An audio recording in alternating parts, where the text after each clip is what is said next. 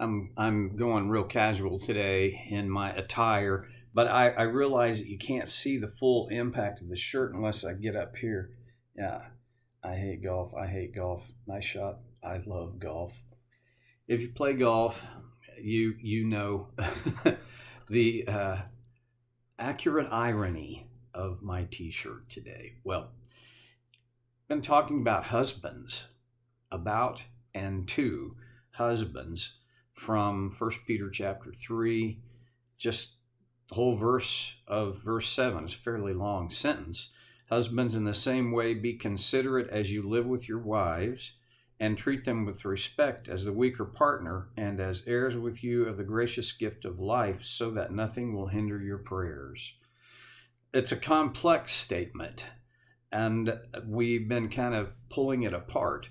Well, the first idea is husbands are to be considerate as they live with their wives, and we've talked about that a lot. About it's not just a passing thought. This is to think deeply about the needs and the desires, to think deeply about your wife. I think another translation says, live with your wives in an understanding way, having the thought that we need to make effort as husbands to understand our wives. And honestly, yes, there are times when you wonder, can women ever be understood, really? Well, I think they believe and wonder the same thing about husbands.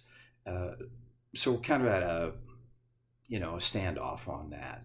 Who's harder to understand? Well, it doesn't matter. And treat them with respect. Now, I spent considerable time talking about what I think it means to treat your wife with respect. You don't respect someone in a flippant way. It's not possible. You respect someone out of your value for them. Respect them as the weaker partner. And I believe what Peter's talking about here is their physical weakness, because they're certainly not weaker in most other ways. Any woman who can endure childbirth is not weak. However, she can't lift as much as her husband can in terms of pounds, in pounds. So there is that. And the partner aspect, that doesn't mean as an underling. That doesn't mean as the servant. What it means, think about partnerships. There are all kinds of partnerships. But if you are a partner, then you're in the executive suite, right? So as the weaker partner, and then here is the next two things that Peter says to husbands, but really are the coup de grace. And as heirs with you of the gracious gift of life. Now, there are partners, guys, and we are heirs together. Meaning our inheritance, we share an inheritance. And the inheritance is the gracious gift of life. She doesn't get a less important or valued position in terms of her eternity. This gift of life in the eternal sense is for both of us. And in the temporal sense, the life that Jesus said, I came to bring life, real life, abundant life. Our inheritance in that sense is the same. There are no levels. See, there's no hierarchy of inheritance here. We all equally receive the inheritance of the gracious gift of life. We get so busy living, I do, that I lose track of the fact, how precious this gracious gift of life is. Yeah, my life is loaded, as yours is, with challenges and frustrations and failures and successes. But my life, even this temporal life, is a gift from God. And when you open that idea further up to the eternal aspects of this gracious gift of life, it blows your mind. It's supposed to. The gracious gift of life that God has given us, no one else can give us. Now, our mom and dad gave us life through conception and birth, but even in that, I was at the birth of all three of our daughters, and was, in all three cases, was in awe of this process of coming into the world. It's so intricate, and I can't imagine holding firmly to a belief that just happens by chance over time.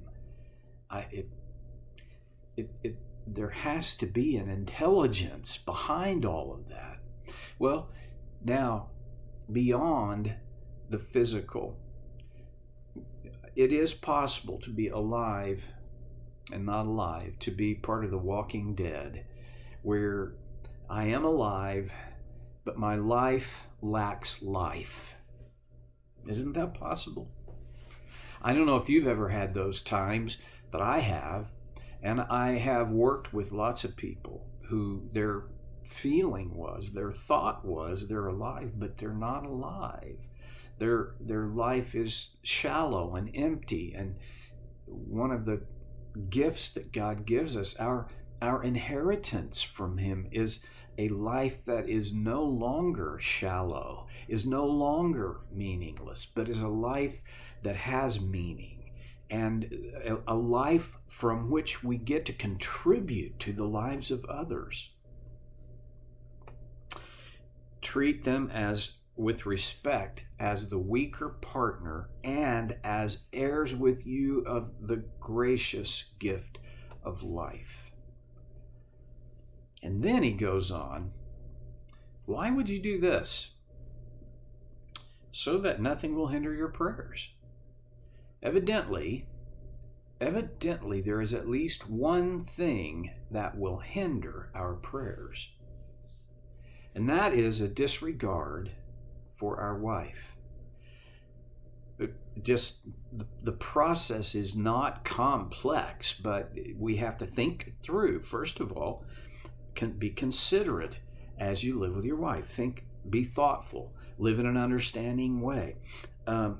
Treat them with respect as the weaker partner and as heirs with you of the gracious gift of life.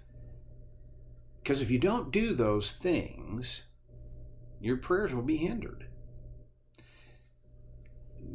This kind of is a concept that we spend a lot of time on. I don't want to spend a lot of time on it, but we got to camp out a little bit. First of all, let's think about some things that hinder our prayers. Whether you're a husband or a wife or unmarried or whatever your status is, aren't there things that hinder our prayers? I can make quite a list out of my own life.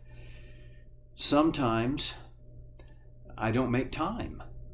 I let other things crowd out time for prayer. That certainly hinders prayer. Yeah, okay. There are times when, has this ever happened to you? I would love to pray, and it be the last thing before I drop off to sleep. And I begin my prayer there on my back in my bed, and it's not long before a couple of things begin to happen. One is my mind starts wandering in 39 directions, and I'm thinking about all kinds of things, everything from bills that are due to a golf game that I once played. Distractions can hinder my prayer. And then in that same context, I get started, and next thing I know, I'm asleep, which is a good way to go to sleep, but it's not a great way to pray. Excuse me. There are things that hinder our prayers. For me, probably the biggest thing that hinders my prayer is just pride. I hate having to depend on God for everything. Isn't that stupid? That's what pride does. Pride gets in the way of this open and free exchange of love between God and me. And really and truly, when I'm not doing these things, when I am not living in a considerate way, when I'm not living in an understanding way with my wife, when I am not treating her with respect as the weaker partner and as the heir with me to the gracious gift of life, the big thing that keeps those things from happening in my life is pride. My pride gets inflated, and then in its inflated state, it makes only my concerns valid. Everything else falls far down the list and down the line from my whatever I think is my current big deal. Another thing that happens, and this is connected to pride, is if my pride gets dinged by her. I am blessed beyond measure because I have a wife who I don't think she has ever intentionally dinged my pride. But because of her sincerity and her honesty and her authenticity, there are times she can't avoid dinging my pride, whether she means to or not, because my pride is out there big and leading the way. When a man's pride leads the way, it's gonna get dinged. That's how it works. And when that happens, my prayers are hindered. I do not, he doesn't elaborate on, so what does that look like? But in my own life, and I think if you think about it, you can realize how your prayers are hindered. Just the fact that in that frame of mind, when I am disregarding my wife in these ways, it's not a big leap to imagine that I would also disregard my need for this connection with God. On my end, prayers are hindered. But there is this other possibility that prayers are hindered on God's side. See, God can do anything, but he doesn't do everything that we ask him to do. And there are times when the primary reason I don't get what I asked is because my pride got in the way. And God, because his love is perfect and his knowledge of me is perfect, will not do for me what is not ultimately in some way for my best good. So there is that. And I think there are times when, if I am not treating my wife with consideration, with respect, if I don't view her as an equal heir with me to the gracious gift of life, heaven kind of closes. Like my prayers bounce off the ceiling if they even get that high, and most of the time they just drip off my lower lip. You see, guys, here's the deal. If you want power in prayer, you need humility in your relationship with your wife. I can't explain it. I can't fully do an exposition of that concept, but I can tell you that's what Peter is saying. If your prayers are most effective when you are considerate of your wife, when you treat her with respect as the weaker partner and as an heir with you of the gracious gift of life. So here's my challenge. Focus on those three things for the rest of this week. What are ways that you can be considerate of your wife? List them out in a grocery list. Secondly, how could you treat her with respect? What would demonstrate your respect for her as the weaker partner? And thirdly, you have to dwell on the concept that you and she stand equal in terms of your inheritance of this gracious gift of life. What might that look like in terms of your attitude toward her that is always expressed in behavior? Well, my time's up, so I'm going to shut it down and hope that we get together again this way next time for Soul Care with Stevie Boy.